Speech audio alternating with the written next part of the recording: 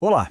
Já parou para pensar se a pessoa que a gente vê no espelho é só a casca, a camada mais superficial de quem nós somos de verdade? Hoje, a gente vai mergulhar fundo numa arquitetura invisível que forma cada um de nós. É uma jornada fascinante para dentro.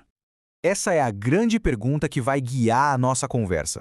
Será que a nossa existência se resume a isso aqui? A essa camada de pele, ossos e músculos? Ou, quem sabe, como uma filosofia bem profunda sugere, existe muito mais coisa. Uma estrutura inteira, invisível, que define a nossa verdadeira natureza. E aqui está a frase que muda as regras do jogo. O fundador da Seishō no Ie, Masaharu Taniguchi, nos diz algo muito profundo. O corpo que a gente toca é, na verdade, uma projeção da mente. E mais, ele diz que nenhum desses corpos é a nossa existência final, a nossa verdade. Isso já levanta uma questão, né?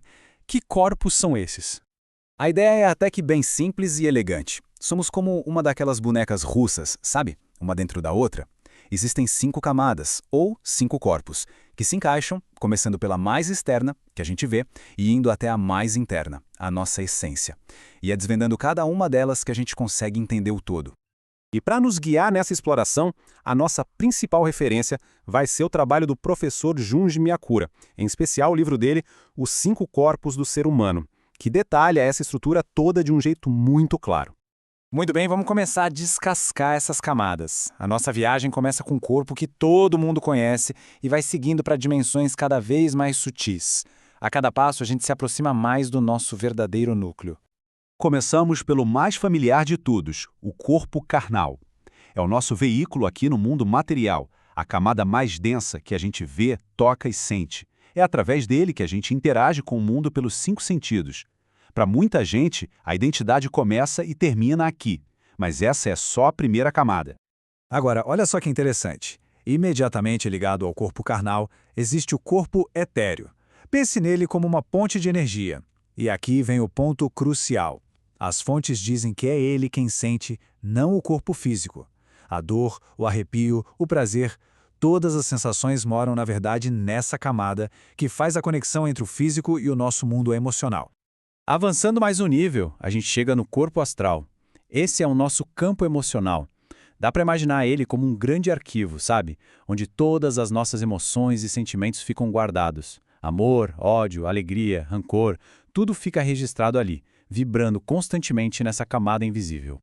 E por que é tão importante entender o corpo astral? Porque, de acordo com essa filosofia, é exatamente aí que está a origem de muitas das nossas doenças. Vamos ver como é que essa conexão funciona. Quando a gente guarda sentimentos negativos por muito tempo, um rancor, uma mágoa, uma tristeza profunda, eles não somem no nada. Eles vão se acumulando, se adensando e criando uma espécie de peso vibracional no nosso corpo astral. É como se uma nuvem escura se formasse ali, impedindo a luz de passar.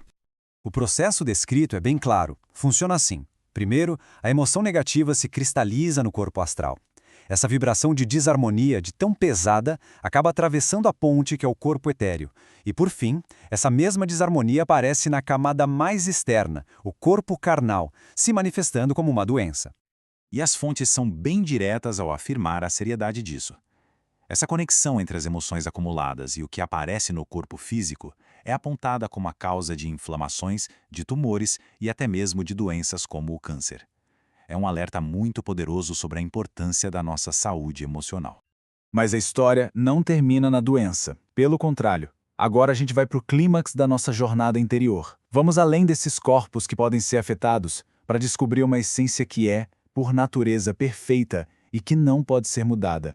Antes de chegar nesse núcleo, a gente encontra o corpo espiritual. Ele vibra numa frequência muito mais alta, é a sede da nossa força vital, é uma camada de pura energia que está bem mais próxima da nossa verdadeira natureza.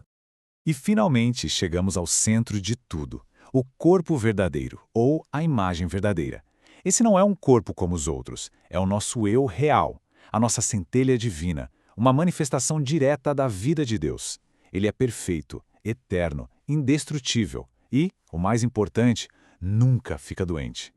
Masaharu Taniguchi resume essa verdade de um jeito muito poderoso. O ser humano é filho de Deus, herdeiro de Deus. O que isso quer dizer? Que a natureza fundamental de todo ser humano é divina, é perfeita e completa. Essa é a nossa identidade original. E de onde vem essa perfeição toda? O corpo verdadeiro pertence a uma dimensão de harmonia absoluta, o mundo da imagem verdadeira, ou o paraíso. É um estado de ser onde não existe conflito. Não existe doença nem sofrimento. Só a perfeição da criação. Certo, mas como é que esse conhecimento todo transforma a nossa vida na prática? Saber que temos uma essência perfeita é o primeiro passo. O próximo é entender como manifestar isso no dia a dia. Aqui está a raiz do problema, segundo essa visão.